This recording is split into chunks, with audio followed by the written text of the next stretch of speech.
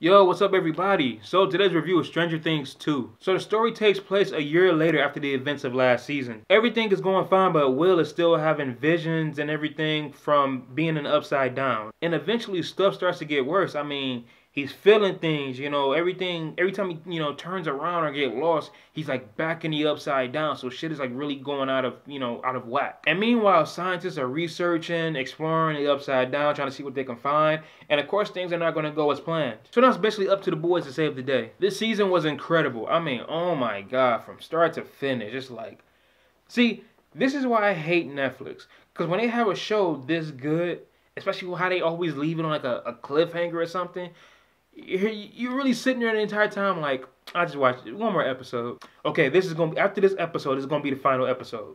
Ah, shit, I'm about to watch this entire season. I don't know. It's like, damn, I just knocked, I knocked out the entire season in a day. It's like, come on, I have to wait an entire year. All the returning characters, they do a great job. I like that we get to see more of Will in the season because last season we saw him here and there because he was stuck in the upside down. So, we'll get a vision of him here. Some lights are flickering, that'd be him talking. But now we get to see him like spazzing out. We get to see what he's seeing when he's, just wanders into the upside down. We have evil Will where you don't know if you can trust him or not. You know what I'm saying? You don't know what's going on with him. He can be dangerous, you know what I'm saying, or he can go right back to the kid he is. Like everything is just like out of whack with Will at the moment. And it's really interesting. And we also have a new addition to the group. Her name is Maxine. And there's a bit of a love triangle with her and Lucas and Dustin. But I thought the love triangle was okay. It wasn't nothing too distracting to where the majority of the time we're trying to see who is going to end up with her. It's like, no, that, so that comes and goes, you know what I'm saying? Like something that happened and all of a sudden you'll see this person, holding her hand and you'll get like a look or something. And then we cut back into the main story. And Max also has an older brother. His name is Billy. Oh my God, I just want to punch him in the face. Like, this dude is like a complete fucking douchebag. It's like, dude, like, can you just be cool? Like, what the fuck is your problem? Like, why are you treating her like this? You know what I'm saying? It's like, I fucking hate him. But, I forgot his name. He played the Red Ranger in the new Power Rangers movie. He plays Billy. He did a great job. I mean, I hate his character. I hate his character in this show, but he did a great job. Eleven is back after she supposedly died in the last season. And of course, everybody's glad to see her back. And she has her own little adventures. We get to see what happened to her after the last season. And then she also, tries to find out her origins. Like, who exactly is she? Why was she taken? Are there others like her? And I think it's episode 8. That was like the best episode. Like, we really get to learn more about her. And it's enjoyable. It's funny. You know what I'm saying? It's awesome. 11 is dope as hell. Chief Hopper is played by David Harbour.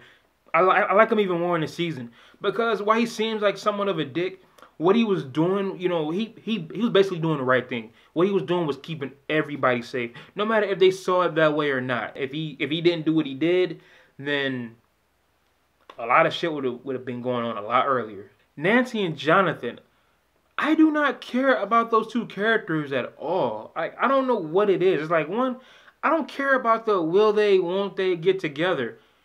One, why she even, have these sort of feelings for Jonathan in the first place? It's like, dude, in the first season, this nigga was creeping on you. He was taking pictures of you,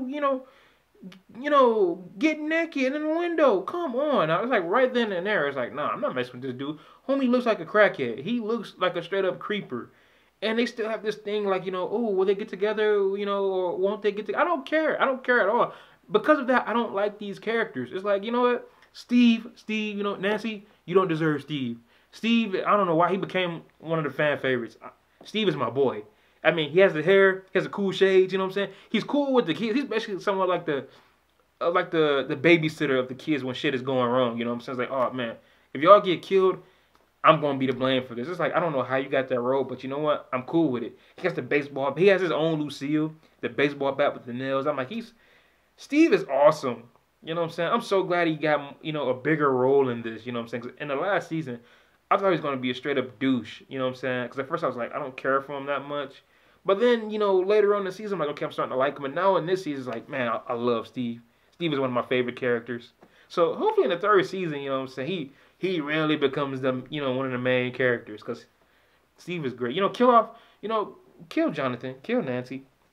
I don't care about them, you know what I'm saying? Like, Have one of them demon dogs, you know, eat them up or something, because I do not care for them at all. But the show still has that 80s feeling. It still has that tone that Steven Spielberg or Stephen King could have made this.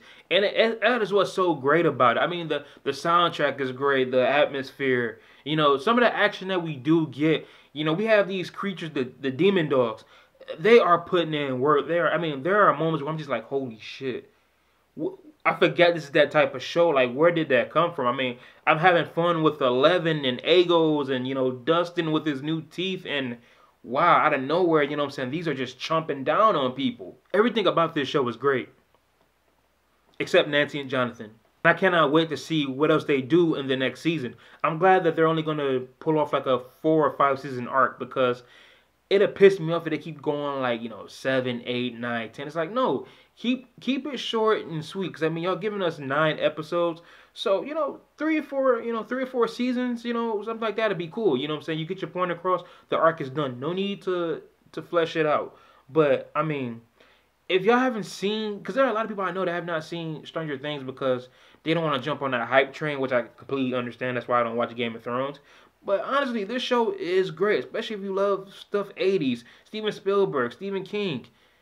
This is something that's right up your alley. So, you know, definitely check this show out, you know. So I give this season an A+.